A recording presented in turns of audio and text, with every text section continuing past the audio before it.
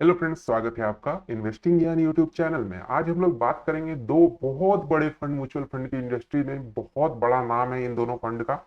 इसमें कंपेयर करेंगे कि कौन सा फंड ज्यादा बेटर है, वो भी किस एस्पेक्ट में, ये भी बात करते हैं। स्मॉल कैप जो फंड होते हैं उनमें दो नाम सबसे पहले आते हैं, एक तो एसबीआई का और दूसरा निप्पॉन इंडिया का। अब इन दोनों में भी कंफ्यूजन लोगों को रहता है कि कौन सा ज्यादा बेटर है। तो ऐसे कमेंट भी आते हैं कि इन दोनों में बेटर कौन है, मुझे एक ही फंड स्मॉल कैप में इन्वेस्ट करना है, तो दोनों में से कोई एक सजेस्ट कर दीजिए।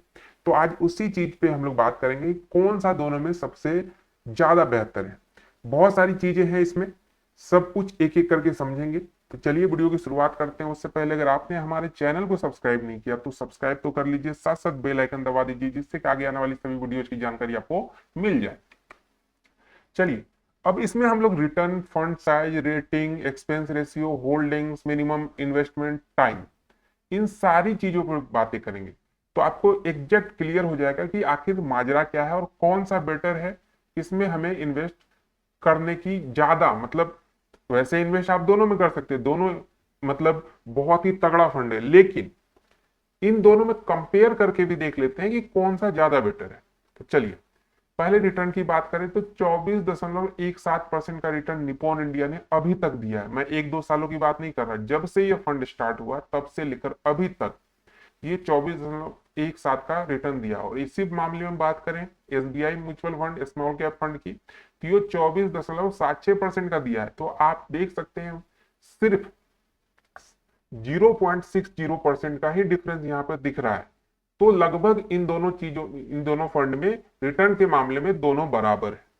अब बात करते हैं फंड साइज की, कि अभी तक कितने लोगों ने इसमें पैसे इन्वेस्ट किए हैं, कितना पैसा इसमें इन्वेस्ट हो चुका है। तो निप्पॉन इंडिया जो है वो 23,756 करोड़ का फंड साइज अभी बना के बैठा हुआ है।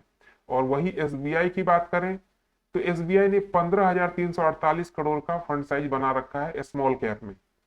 तो अभी जो हम कंपेयर कर रहे हैं स्मॉल कैप फंड से रिलेटेड कंपेयर कर रहे हैं, यहाँ पे साफ साफ लिख रखा है मैंने। तो ये सारे फंड की बात आप नहीं समझ जाइएगा, सिर्फ हम लोग निप्पॉन इंडिया के स्मॉल कैप फंड और एसबीआई म्यूचुअल फंड के स्मॉल कैप फंड के बारे में बात कर रहे हैं। तो यहाँ आपको साफ साफ दिख रहा होगा कि इस चीज में, फंड साइज की में, आपका निप्पॉन इंडिया आगे निकल जाता है, कि यहाँ ज्यादा लोगों ने भरोसा जताया और ज्यादा इसमें इन्वेस्टमेंट हुआ है। अब रेटिंग की बात करें तो रेटिंग दोनों की सेम है, यानी 4 स्टार रेटिंग दोनों में सेम है। और ये रेटिंग कौन देते हैं? जो एक्सपर्ट होते हैं, जो बड़े बड़े एक्सपर्ट होते हैं म्यूचुअल फंड से रिलेटेड, वो ये रेटिंग देते हैं। अब देखिए, एक्सपेंस रेशियो की बात करें तो निप्पॉन इंडिया का एक्सपेंस रेशियो 0.86% और एसबीआई का है 0.71%। तो यहाँ पे थोड़ा सा जो कम एक्सपेंस रेशियो है वो है एसबीआई का। तो थोड़ा सा हम लोग इधर झुकाव देख सकते हैं, बट कोई खास ज्यादा का डिफरेंस नहीं आ रहा है, लगभग एक से कम ही है। तो दोनों बेस्ट है। अब बात करें होल्डिंग्स की, तो होल्डिंग्स आप देख सकते हैं, जो निप्पॉन की होल्डिंग्स है स्मॉल कैप फंड में, ये tube investment of India, HDFC, bank of Baroda, KPIT technology.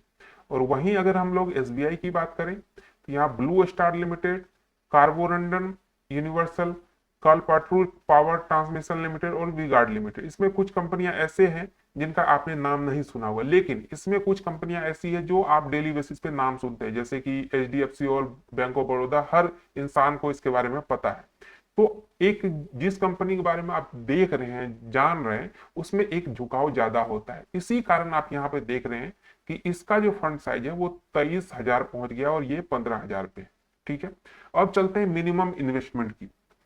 तो देखिए, एसआईपी अगर आप करवाना चाहते हैं तो निप्पॉन इंडिया मात्र 100 रुपए से आपकी एसआईपी स्टार्ट कर देगी, 100 रुपए मंथली से। लेकिन यही चीज अगर आप एसबीआई में जाते हैं तो यहाँ 500 रुपए मिनिमम आपको करने ही पड़ेंगे एसआईपी। अब लमसम की बात करें, वन टाइम इन्वेस्टमेंट, तो निप्पॉन इंडिया ऑप्शन देता है हमें मिनिमम 5,000 से लमसम स्टार्ट करने की।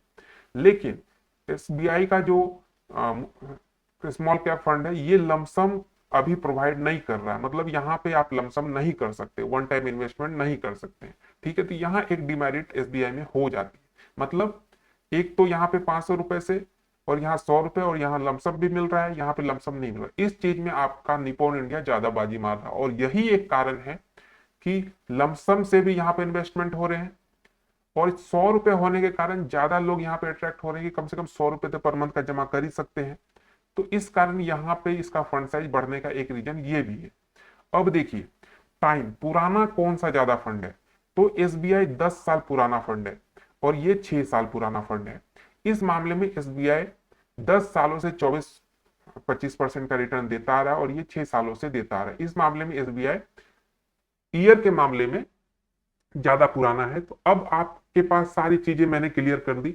अब आप देख सकते हैं कि कौन सा फंड आपके अकॉर्डिंग ज्यादा सुटेबल रहता है, किसमें आप ज्यादा कनेक्ट कर पाते हैं, कौन से आपके दिल को छूता है, उसके अकॉर्डिंग आप इन्वेस्टमेंट कर सकते हैं।